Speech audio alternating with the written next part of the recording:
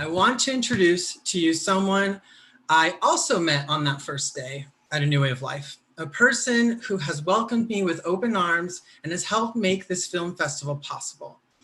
She has not just become my colleague, but a friend whose kindness and passion is inspiring and contagious. I want to introduce Asha Bandele, the New York Times bestselling and multiple award-winning author and journalist. Asha is also the Director of Strategic Initiatives at Galaxy Gives, the Nova Gratz Family Foundation, and the project lead of the Justice on Trial Film Festival. Everyone, my colleague, my friend, Asha Bandele. Danny, thank you so very much. And it is truly my honor to work with you. You have done, moved more than a mountain coming in just a month, and everything you've given this. There's nobody who's not applauding you. And it's my great honor to work with you and with everybody at A New Way of Life. That honor has been expanded exponentially so by being asked to help facilitate a conversation between three women I just cherish, and two I've had the pleasure of working so closely with. And so I'm going to ask you to join me in welcoming as we can across this virtual space my beloved Susan Burton. You all know what she does. You know she's quite literally our generation's Harriet Tubman, but I need to say too that she's a mother to me, a guide, a north star. And so welcome, please, Susan Burton. After Susan, I'd like you to welcome somebody who, like Susan, just when she opened her home, she opened her heart. It was unbelievable the way that I met Catherine Gund, Cat Gund, who is an extraordinary Emmy-nominated filmmaker, the director of this incredible film that we just saw. Next year will be 25 years since she started her masterful film production company, Aubin Pictures. And I just bow in your gratitude for mothers everywhere for disguising a love letter as a film, this love letter to your mother and to a movement. Welcome, Kat. Thank you so much, Asha. We're really excited to be here. And the woman next to you who begins it all, I was trying to think about how to introduce you. There's so much we know about you, Aggie, in the public discourse. Of course, we know what you did in 2017 to blend together art and justice to make a stand against mass incarceration, one of the greatest disruptions, if not the greatest disruption to our civil and human rights in this generation. But there's something else that I was thinking about, which is an old saying. We used to say we love our sons and we raise our daughters. And so of all the ways I want to introduce you, I want to say thank you for loving your daughters so, because they have loved us back. And I know that it began with you. And I know too, when I think of you, I think about one of my artists, Shiro's Micheline Thomas, who said that where women stand and make art, it is a political act, and your art is your soul, and it is big, and it is generous, and it has shifted a world. And I know that because I know those people who have been changed, who you may know and you may not, but I know what you've done. And with that, it is my honor to begin this conversation with you, Aggie. We can't pretend that this hasn't been a hard year, and this particularly hard weekend, in a hard year with the loss of Ruth Bader Ginsburg. I was talking with Kat Saturday morning, not long after we found out. We took a minute and we cried, and then we pulled ourselves back together.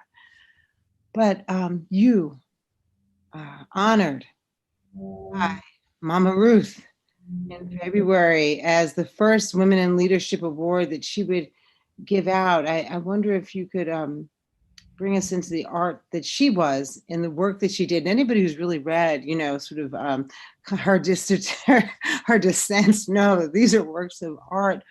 But I wonder what does sort of give you inspiration in this moment, where you find hope on this hard weekend. Well, I just hope that people will recognize her for what she was and not be so concerned about the fact that we've got to wait to have a nominee for the Supreme Court until after the election. This is only fair, just, and reasonable to do. And it was what she wanted.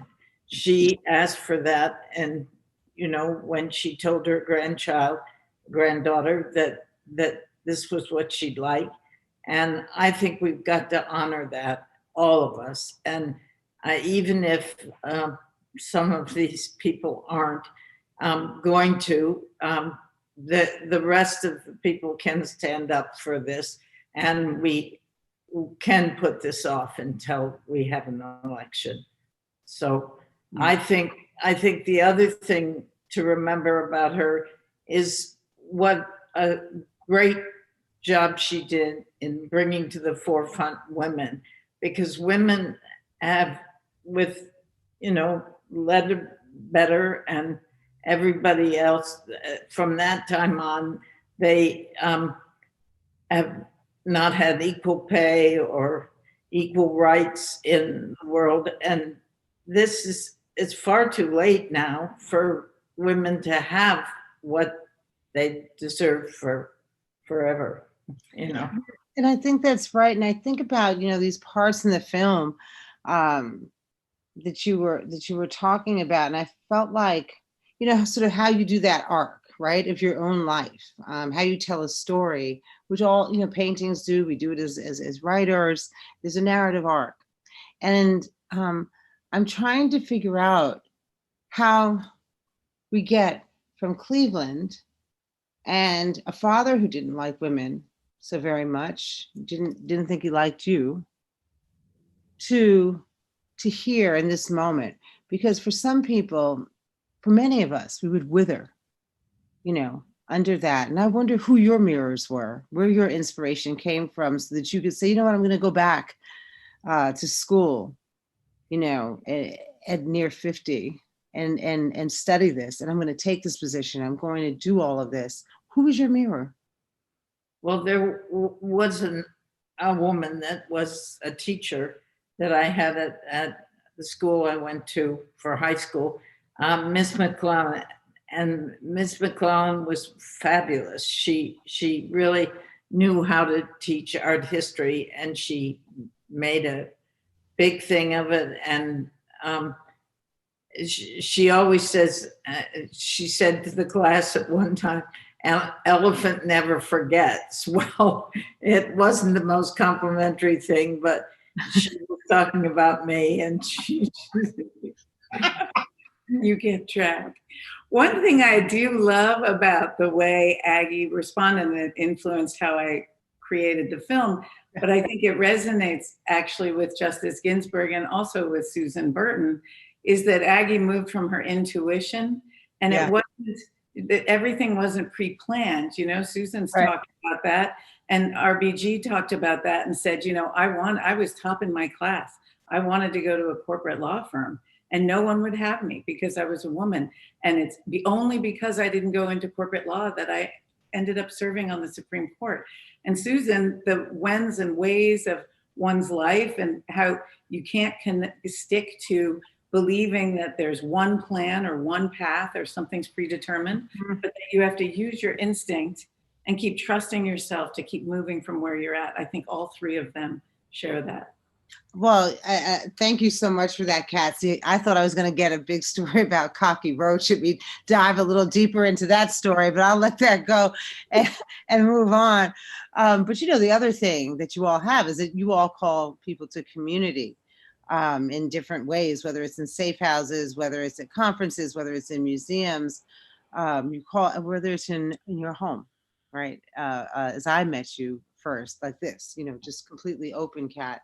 And so let me bring you into this, Susan. I wonder what your engagement with art had been in your life, because it doesn't seem like nobody had really been doing this before, saying there's a nexus between justice and art. And I wonder what your thoughts had been as somebody who's done all this work in criminal justice. Thank you, Asha. Thank you, Kat. Thank you, Agnes. One thing I want to bring forward that I really got in the movie is that the suffering that you're exposed to, I believe, opens you up in a certain way to be able to connect in real time. I don't know whether it's energy. I don't know if it's the vibes or the environment, but it opens you up, or it's opened me up in a way that, I can feel my brother. I can feel my sister. I can feel walking into the room. I can feel looking into someone's eyes. And when in the movie, when Aggie was talking about the time she spent with her mother, I really got that this suffering that she was connected to, sort of impacted her in the same way that allowed her to kind of get out and bigger than herself. That's what I believe, and that's what I took away as in part of that movie, but a part of the movie Aggie. But it really had me on a roller coaster. Great job, Catherine, and great life, Aggie. When I think about art, it wasn't until here recently that I've been able to actually connect in a way and appreciate and take art in. And I think that's partly due to Aggie. And then it's partly due to another friend who is an architect, Frank Gehry, when I went around the world with him and looked at buildings and saw space, and he began to describe to me how spaces come alive, like art comes alive and you connect to it now. But I was trying to survive. And for so long, I don't know that I had the ability to stop to appreciate a creation, stop to appreciate art, stop to appreciate color.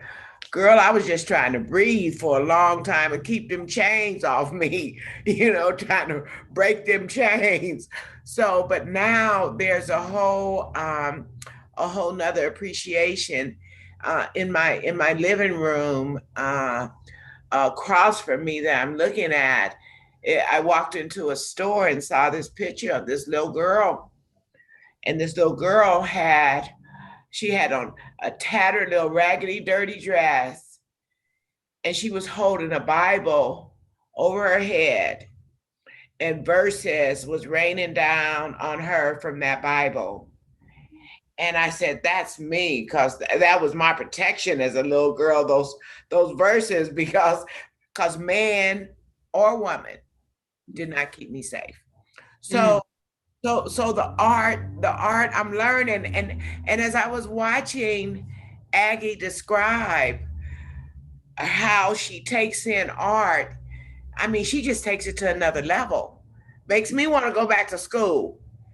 I love that, because there's also something, that Aggie taught me, which is, some people who are concerned with art, who collect art, think a lot about the art, but they don't think very much about the artists. Right. And I think, to your point, the art is really just an object.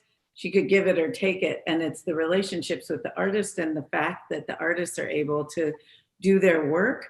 And then by extension, what Ava teaches us at the beginning and end of the movie is that organizers and activists are artists too, because they're involved in the work of the imagination. And so in that sense, you were always with the art because you're an artist and you had it. And now being able to exteriorize it, put it on the outside, see it outside of yourself, and take moments to look at that girl and know that that girl in that image is you. Yeah. That's a beautiful thing, and it's all one of a piece.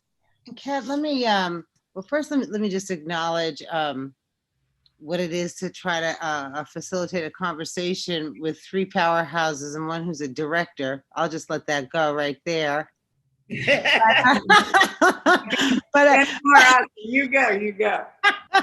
But what you bring to bear here is this question, Kat, about sort of what does it mean for us to be co-conspirators? in this work? How do we, and I felt like there was a lot of that in the film. Not, we're not hitting the head with it, but I think it disrupts the idea of, oh, what does it mean to be an ally? It's like, no, we're talking about how do we be accomplices together? Because this is as much, a love story to a film as it is to your mother, I felt. And I just ask you to comment a bit on that, about being a co-conspirator. A co-conspirator. I mean, I do feel like there's a whole movement that we're talking about, that it ends up being a portrait of a person, but that it's really, to me, it was really about art for justice and that movement and that combination of artists and advocates working together and philanthropists of this sort of three-legged stool of everyone working together to invest in the imagination to end mass incarceration. And that's what the movement is about. But I needed to figure out who was this person who'd done this thing and how did she get to the point of doing it? And in that sense, the purposes, the fight that we're saddled with for centuries is the founding of the country founded on anti-Black racism and violence. And, here's this story about my mother, and I'm trying to look at what her role is in it. And to me, that is as a co-conspirator, that her role is that we need white voices speaking out as loudly about race and racism, who are progressive and justice-seeking people. And we can't leave that platform to just the white voices that belong to white nationalists. No, that's exactly right. And when I was a girl, before I started writing, which is when I was about 8 or 9, I was a visual artist. I made things with my hands. I studied at the Met on Saturday mornings. It's, I think, the place I went to by myself alone for the first time in New York, where I grew up and still live. And I wonder what you had hoped, and I say that to say that art has always been a part of my life, in a big ways, and in small private ways. And I wonder what you've hoped that art, I'm going to ask this of everybody and begin with you, Aggie, what you hoped doing a philanthropy that's centered on art would bring to the field of criminal justice reform work. Well, as Catherine said, art comes through the use of the imagination, and it is about people that can tap that interest, just like Susan has done and you've done. This is where you get it and see it. Art isn't just as a lone thing, very useful, but it's because it does come from the imagination, and it does do so much to make a difference in people's lives. And as good as some of it is, and as not good as some of it is, it all has a purpose, and it all contributes to making people happier, more interested, and be more connected with themselves and others through art. Is there an artist you go to now, Aggie, in this period, since you've done art for justice, that you look at and say, that's what I think about when I think about freedom, or that's what I meant when I wanted to start this particular philanthropy, this particular. Well, Studio in the School is definitely a place that I go, because the kids, just out of sheer enjoyment, love to do art, and they take the best of it away. When they had one with Glenn Ligon was teaching in class, and the outtakes from that are just beautiful. I mean, Glenn had them enthralled, describing how he started and how he progressed. And he didn't have a major thing up on the wall to show people, but he just had his talk and enthusiasm about art. And then he's produced so much and done it all over the world. And this, it just shows you that one person's idea, they can take it from a very low level to having it be very meaningful and terrific. No, that's exactly right. And Susan, then I'll come to you, Kat. Tell me the changes that you've seen in the field, because we now center art in a way that, when you started in 1998, that was the year Critical Resistance started. There was Rodessa Jones. There were a few playwrights out there. I was writing then, but there wasn't a center. So when I started, formerly incarcerated people were a bad word. Was a bad word, and it was all about men. Nobody thought about women. Nobody thought about the numbers and the growth in the population of women. And if men were a bad word, where they put women. And so from, to the place that people actually threw rocks at our house. And all I can say to that is that even though they threw rocks, the windows did not break. I know that's right. Yeah. So, fast forward, we're still mainly focused on men and services for men. And that's where, I felt like Aggie in the criminal justice realm with women is that, I'm talking about women, I'm writing about women, I'm going all over and building safe homes for women. So I think that we've came a ways, and everybody's talking about mass incarceration and the criminal justice system, policing. So it's much more visible, but women are not getting the resources and the support that's needed. And then I need to just shout out that the Art for Justice Fund that Aggie created, they invested in a new way of life for me to begin creating safe houses. And that's what I was going to say, Susan. When you talk about women and you talk about what you've done, it is just amazing that you've been able to create these homes, and you have more and more coming. And the thing is, if we had 100 of these, it wouldn't be enough, because you're so right on with what it's done for the whole of incarcerated women. They really do love what you've made of these houses. Thank you. And it's terrific. It really is. It's one of my favorite things that you do, and I mention it whenever I can. But you're the one that keeps it going and has made it go. So you get that. Congratulations, and I think the world of you. Thank you so much. Well, I think the world of you too. And I mean, women have to continue to hold women up and support their growth, support the equality across the board. And I see you did that. I'm doing it on this end. It's got to get better. It's just.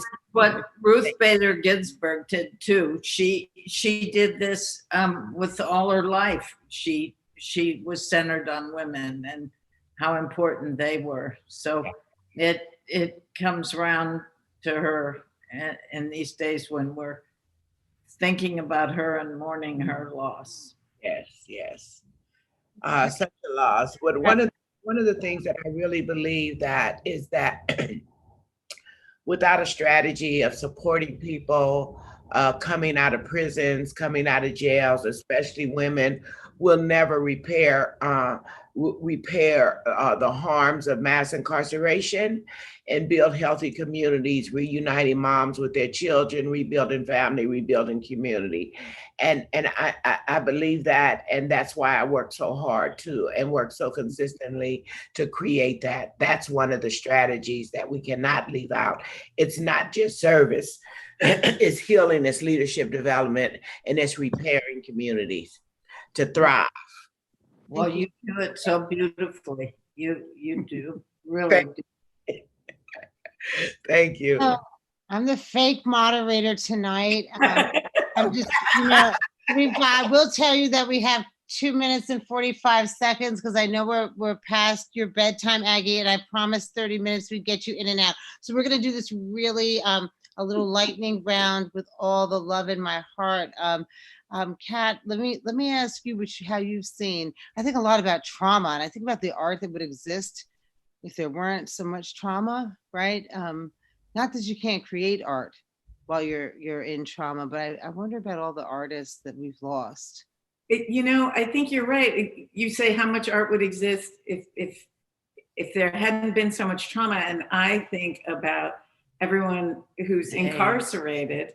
Well, AIDS too, but all the people who aren't allowed to thrive and contribute, that if there weren't people incarcerated, Aggie goes into the prisons and she doesn't see incarcerated people or criminals by some weird definition. She sees scientists and teachers and artists. Yeah. And so, the work that Art for Justice has been supporting, that Nicole Fleetwood's doing with incarcerated artists. There's a show up right now at PS1 in Queens called Marking Time. That's all incarcerated and formerly incarcerated artists.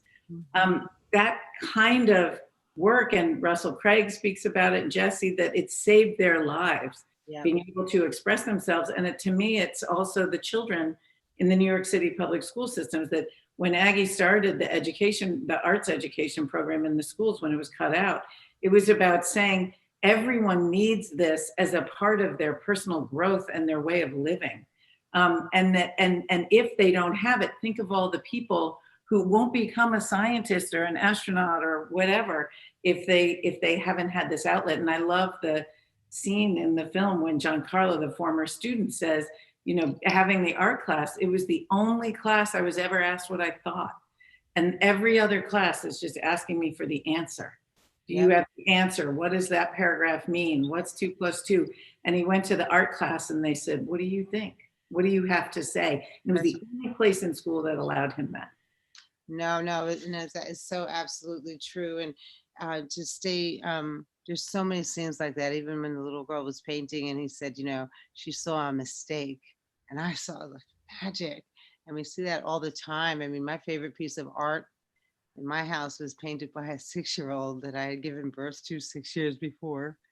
And it says, I'm a butterfly. And she drew a picture of a butterfly with teeth. And I was like, that's right, girl. You fly and you're doing your own thing, but you're going to bite if you need to. And so on that, let me close with this question to you, Aggie, with my gratitude. Years ago, I did a workshop in a high school with young women who were having trouble, and it was to talk about how to write about their lives, which is what I've been doing, memoir. And we first talked about why they hadn't, like, why weren't they talking? And one girl said, I get told to shut up so much, I just do it automatically now. Those words have haunted me for years. And I was thinking about so many parts in this film where you've just talked about growing up in all these ways that we said girls couldn't, and girls be quiet and don't do this. I wonder what you whispered to yourself. I thought a lot about that watching, and what you would whisper to all those girls who are going to see this film, who are telling themselves that they still need to be shut up. Yeah. It really is very heartbreaking what you say, because girls are too often told to be quiet and to not speak their minds and not say what they say. And Catherine at least has gotten out there and said what she means, and Susan Burton's gotten out there and said what she means by starting all these houses that are so beneficial for people coming back from prison. What they do is what, and you've done it too through your teaching, and that's awfully good. I mean, that's the best way to bring people around to what's right, is for them to teach other people if they're of that age, or to bring up people that are teachers and that teach people through art and through just and writing and teaching. You know, it's very important. Mentorship. You were talking about Mentorship. that so much. Well, let me say this. If we didn't know it from the film, Aggie, from one Midwest daughter to another, you certainly know how to do that Midwest thing and turn the mirror away from you and on to other people. I swear to God, this is what my family does. I asked about you and what you thought, and every single time in this interview, you said, well, let me turn it around. That too is an artistry about how you shine a light on others. And so from my heart to yours, Catherine, and Susan, you know, to yours. Thank you on behalf of everyone here at A New Way of Life. Thank you on behalf of the daughters you may never meet, but who will have something to say because you said it first. Thank you. And